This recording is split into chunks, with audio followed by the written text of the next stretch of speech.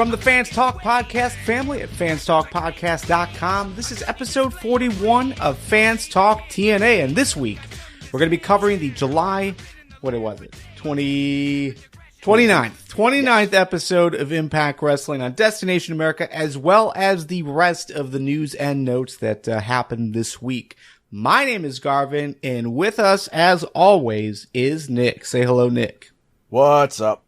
All right, so if you're new to the conversation, what we're going to do is we're just going to recap and react to the week that was in TNA. So basically what we saw on TV, what we liked, what we didn't like, and just give our honest reaction to what happened. This is not your regular TNA podcast. We're not going to harp on everything and just laugh about how bad TNA is, but we're actually going to be looking at it from an honest perspective of what we thought.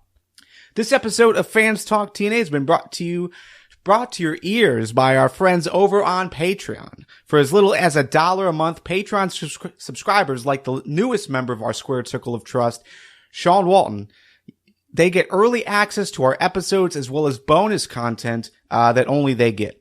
If you aren't subscribing, give it a go over at patreon.com/fanstalk. All of those links, as well as the full archive, is over at fanstalktna.com. So, Nick, let's go over what we saw this week. There was quite a bit going on. We got a little tiny bit of movement in the X division. A lot of love for the X division overall, but not much as far as storyline progression.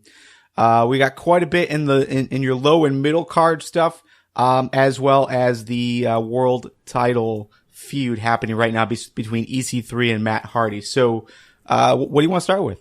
I guess we'll start with the X Division, specifically Tigre Uno segments.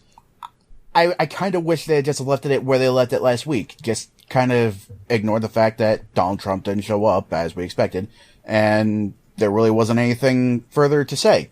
But, I can appreciate more expounding upon who Tigre Uno is, like who he is as a father, who he is as a worker, who he is as a wrestler, and as a champion.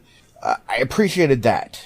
I don't like what they did immediately after with Christy Emmy standing with Tigre Uno, and they did exactly what I was afraid that they would do, and that's challenge Donald Trump to a match. Yeah. Well, I mean, it was a continuation of the idea that they were sending before, because I think Tigre Uno last week in the video package did say something along those lines. I mean, he did challenge Donald Trump to face him in the ring at Impact Wrestling the following week. But yeah, it was just, there was two issues I had with this. One, the video package was basically Tigre Uno is a very nice guy.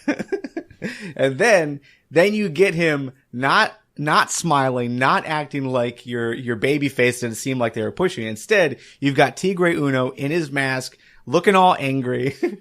And then, he talks about Donald Trump again in poor light. And yes, they're very disappointed that Donald Trump did not show up on Impact. I just think that if you're actually trying to make some commentary about what Donald Trump said about Mexicans, then that doesn't add anything to the conversation. You're confirming that stereotype that Mexicans are angry, bad people. And, it runs in the face of all the video package content you taped down in Tijuana. I don't think it's a bad thing to showcase how much of a nice guy Tigre Uno is outside of the company.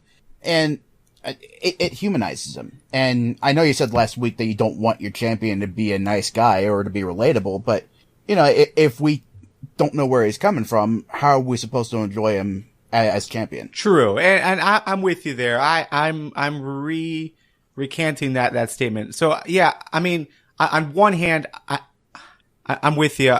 It's nice to see his background. It's nice to see like where he's coming from and what his motivations are. But at the end of the day, that's not selling me on him, being a X Division champion. That's not selling me on the idea that this guy is credible. It's not selling me on anything. Even this week's segment, with him, confronting Donald Trump once again, why aren't we getting him versus Rockstar Spud or him versus DJZ or, some kind of in-ring stuff or just confrontations that it actually matters to be an X Division champion and you have competition, because like we had Austin Aries talk up the X Division. We had Rockstar Spud talk up the X Division. We had Bully Ray talk up the X Division. Jeff Jarrett and Mike Tenay, they all talked up the X Division, but then you don't have the champion talk up the X Division. And that to me is a problem. Yeah, I want to see matches again.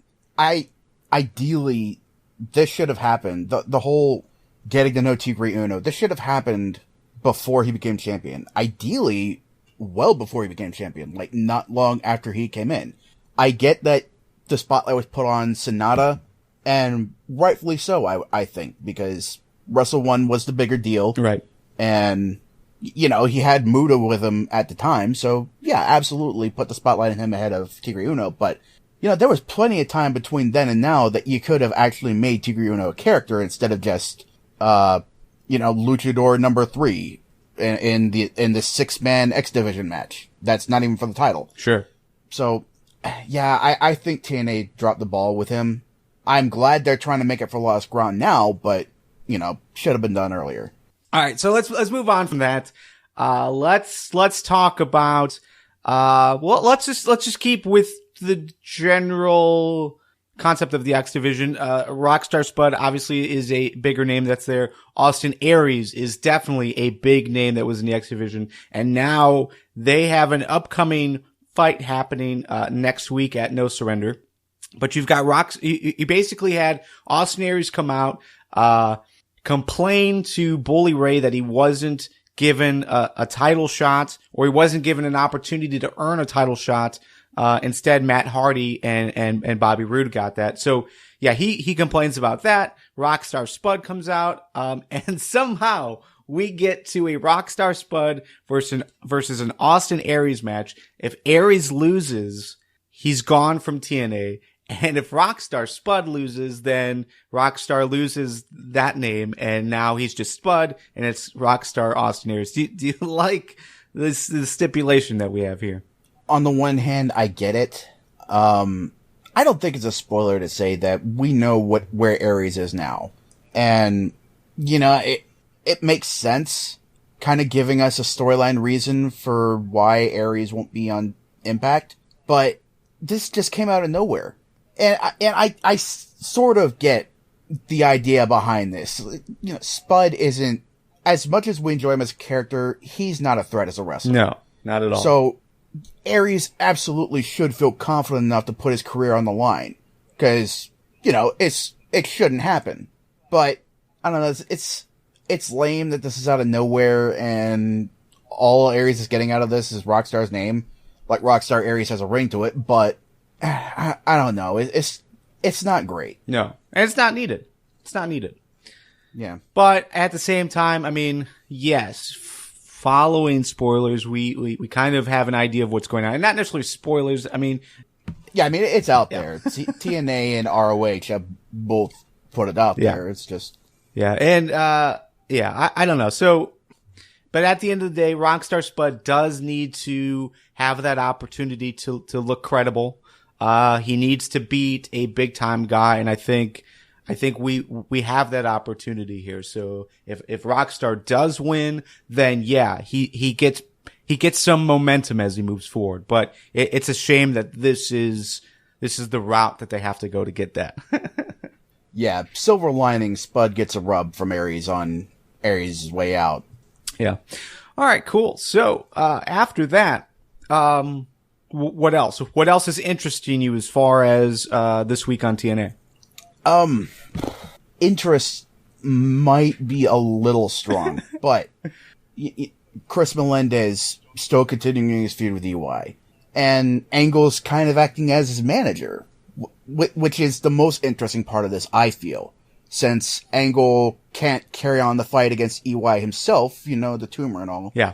He's mentoring the guy who has the next most legitimate beef against EY. And that presents some interesting possibilities. Melendez might actually be getting trained by Angle behind the scenes a little bit to sharpen up some. But I just like that the angle where the veteran kind of is the corner man for the young up and comer, and he passes on the sage wisdom and the advice. Yeah. I kind of like that storyline. No, you're right, Nick. I think what I was fearing was that Angle was going to be taking time off of TV and miss, theoretically 6 to 8 weeks of TV to have the surgery and whatnot. But instead, what we're getting, is him in this manager's role, and that is a good thing. That's something that I would have much rather seen than him in the authority type role. I think him as a manager helping build up a younger talent is perfect. It's a perfect spot for a veteran. It's a perfect spot for a veteran that can talk, and who has that credible history like Kurt Angle does. So I think this is cool.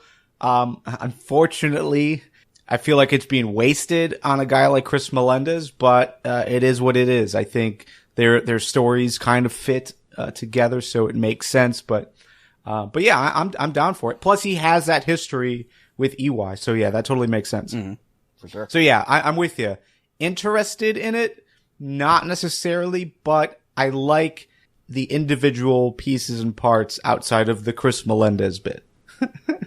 Yeah, Melendez is going to have to show me something in coming weeks in order for me to really be interested. So this is probably going to come off as insensitive, but I think one of the things that I really struggle with him is that his leg is so stiff. Like there's no bend in it, so it's hard for him to move around. I can't see him being a good wrestler as long as he doesn't have something other than like a stiff leg. I mean, like we make fun of Matt Hardy for being peg leg Matt Hardy, but Melendez is right there, just worse. It's weird. It's awkward to watch. Yeah. I feel like his opponents have to kind of make up for that and come at him. Yeah. Which makes me think Melendez could be a credible brawler if he just went that way. Just basically focus on his striking game, I think.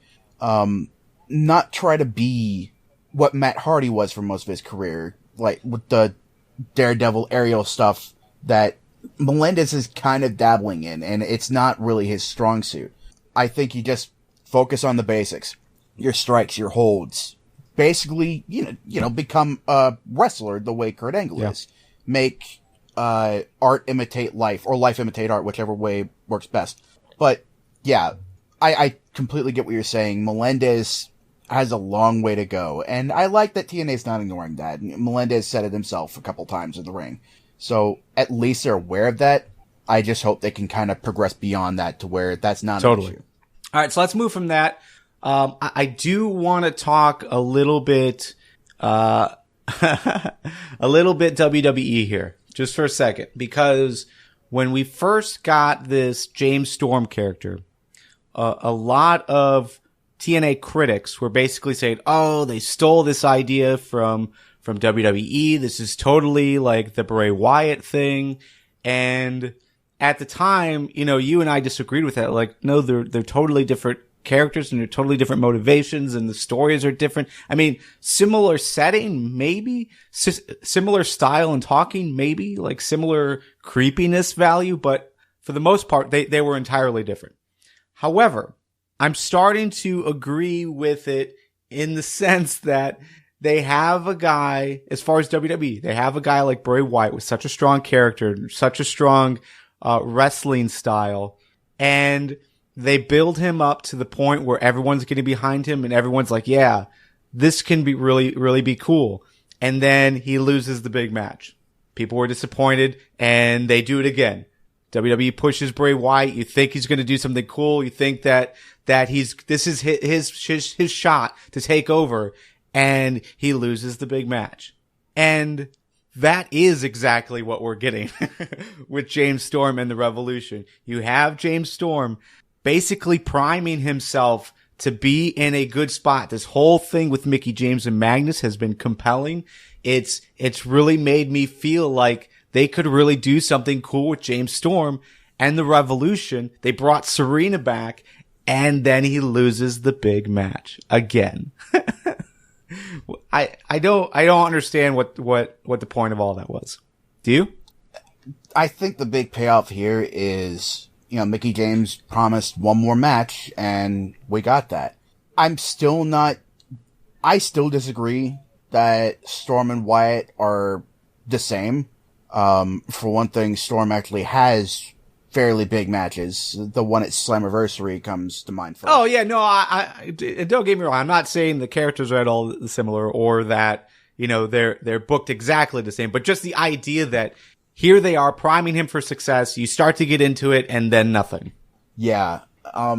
That's not entirely without merit. And I don't know if maybe there are some real life reasons behind this, with Magnus and Mickie James, but I don't know. I appreciate that we got the match. I appreciate that Mickie James got one last hurrah in TNA. And I like the fact that we got to see Serena, who's a good wrestler in her own right. It's just, the Revolution has been so damn disappointing. Hopefully we can get a turn in James Storm's fortunes moving forward from this. Because I assume Storm versus Magnus is over now, but... Well, and it's just been the same thing. Like, it's not necessarily that Storm loses cleanly. It's that something happens. There's like a distraction, or like this week we had Koya, take out James Storm accidentally. I mean, we've seen that over and over again. So that's it. That's my biggest problem. So I don't know. I mean, you have to split them up. But when you split them up, like, who has benefited from being in that group? They haven't, they surely as hell didn't build Manic. Koya looks dumb and incompetent and unable to do anything productive. And James Storm is a failure. Mm-hmm. Yeah. I think Koya's gotten the most out of this. Just getting the chance to work with guys like James Storm and Magnus. But yeah, you're absolutely right. In storyline, nobody's benefited. All right. Brooke versus Marty Bell. This was our only knockouts match of the week.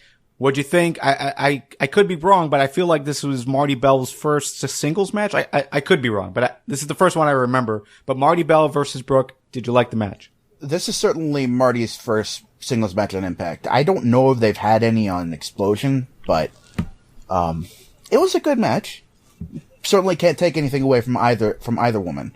I don't like that Gail Kim's music hit, and it was, I still don't understand why she's doing that to help Brooke.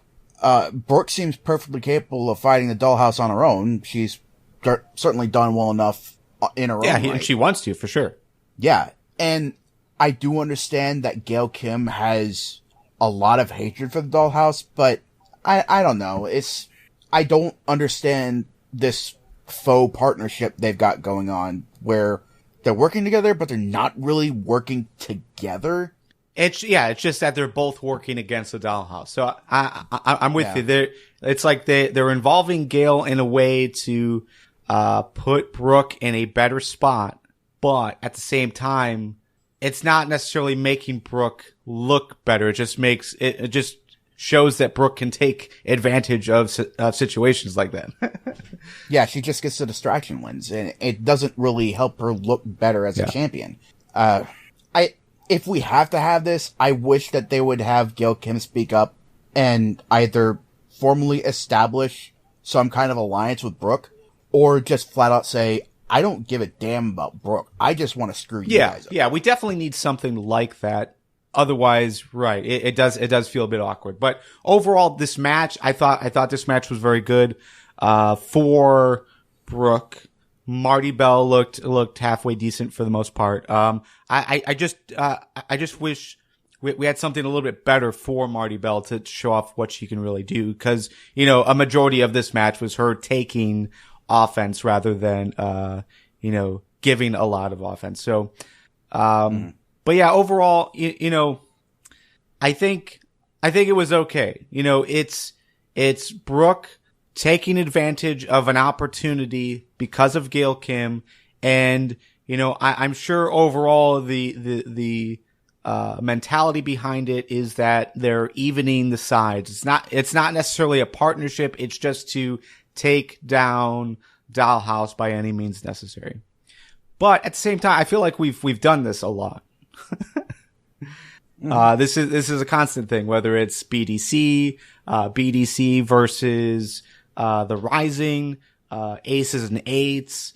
Anytime we have some kind of 3 or more person, grouping in TNA, this is the match that we always get. Yeah. Yeah, you're definitely not wrong there. Okay. Well, Matt Hardy versus EC3 next week at No Surrender is going to be a Full Metal Mayhem match. No surprises there. Jeff Hardy came back, just to come down and help make that announcement. Jeff looked pretty overall healthy. I was kind of surprised. Like, there's no noticeable limp. He kind of jumped off the ropes and didn't seem bothered. So, yeah, Jeff Hardy looks like he's totally healthy and ready to get back in the action.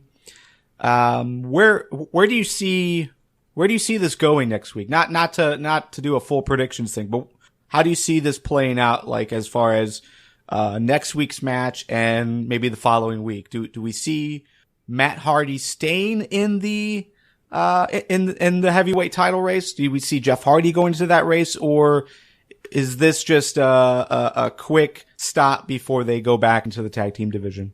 I'm not entirely sure. I think Matt will be out of the world title picture after next week for sure. But, I was running through possibilities after watching Impact, and, there's a stipulation attached to Full Metal Mayhem where absolutely no one could be at ringside. And that was directed at Tyrus, but that also means Jeff can't be out there to support his brother. I doubt that they're going to adhere to that stipulation. I figure Tyrus is going to make an appearance at some point, probably after the obligatory ref bump. But, before they made that extra stipulation, I was kind of wondering if Jeff would turn on Matt, and we would get that Hardy versus Hardy feud that the WWE was so fond of. I don't necessarily know why that would happen, or the reason for it. Maybe Jeff decided that Matt was getting too big for his britches while he was away recovering. Yeah. But, it's been a while since we've had heel Hardy. I can't imagine they would go in that direction. But at the same time, I would be okay with it. Because the thing is that, okay, if we don't go in that direction, then what do we get? We either get Jeff Hardy going after EC3 next, or we get the Hardys in the tag team division, and then it's another repeat feud for the tag team titles. And I kind of want to see someone else move into the tag team division. So if we do get Jeff versus Matt for whatever reason, I'd be okay with that. It would be an aside for the most part. I probably wouldn't pay too much attention to it, but it's still something different, which is a good thing. Mm-hmm. So, but yeah, I'm with you. Overall, I don't see Matt staying in the world title race much longer after this. I definitely see EC3 retaining. If that leads to Jeff Hardy going for that title, again, I would be okay with that only if they quickly move on from it and we get someone like Bobby Roode up there, or someone like, James Storm. Just something new up in that area would be good. It'd be a good sign. Yeah, I mean, Jeff versus EC3 would be good. Yeah. In moderation. Fighting Matt Hardy for the world title, that's one thing. Matt's had I guess, illustrious career maybe with his accomplishments, but he's never been a world champion. Jeff, on the other hand, that's something to put on your resume, beating him. So, I mean, that would further and just think, sure. Like even like a Drew Galloway and Eli Drake, their feud, being bumped up into the world title race. I think that would be pretty cool to have, maybe winner faces EC3 or some kind of combination of the three. I think would be really cool. So there's a lot of opportunities out there. I just hope that we don't get stuck in this Hardy rut for too much longer. Yeah, I kind of foresee Drew being the next opponent. Like, especially if Jeff is the one after Matt. Like, a short program between Jeff and EC3 would give Galloway time to finish his business with Eli Drake and then, get to the title shot that he was never really given. All right, so also this week, obviously the big story was Jeff Jarrett being inducted into the TNA Hall of Fame, obvious. It was an obvious thing that needed to happen. Finally, it does. And he thanked a lot of people. It seemed very, very positive. I was kind of expecting almost a negative tone to at least portions of it, just because of how he left TNA, how TNA hasn't gone the way he was hoping they would. So, but it wasn't. It was all very positive, very, very humble, very thankful. Mm-hmm. Yeah, and I think this is what a lot of TNA fans have wanted. Not just Jarrett going into the Hall of Fame, but the way they did it, like having it in the ring in front of the crowd. Which I don't like personally. I like the way TNA did the first three, just the quiet among colleagues deal that they used to do. I don't think the crowd adds anything to that. I don't like that the crowd keeps interrupting with chants. It's exponentially worse when WWE does it because it's in front of a WrestleMania crowd, and that's just ridiculous. But, you know, I think this went well as it could have gone in the crowd setting. It was nice having Dixie out there. It was nice having Karen out there. It was nice having Tenay out there.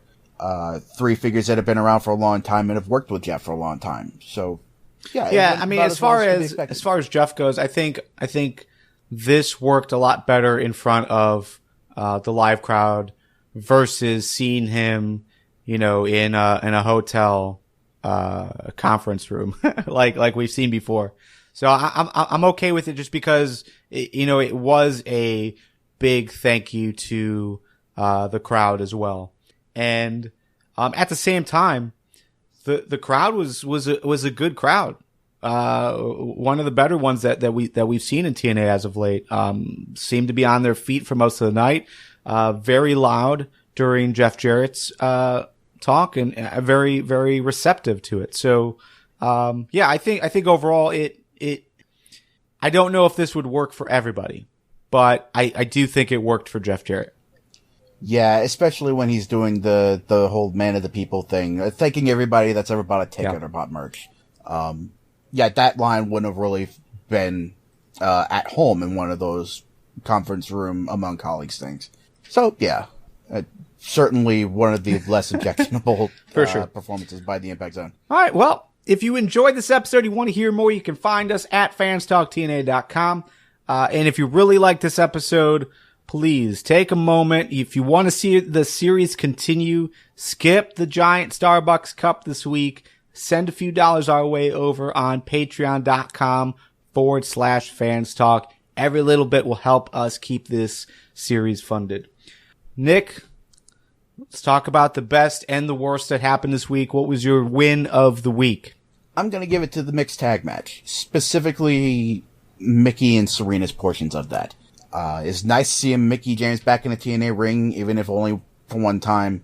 And, Serena Deeb's a good worker in her own right. I really wish that she was sticking around. And Magnus and Storm put on a good performance too. It's just, we've seen a lot of them in recent weeks and months. And Mickey, I'll take any chance I can get to see Mickey. My win of the week is going to go to Kurt Angle. I do really like him in that role.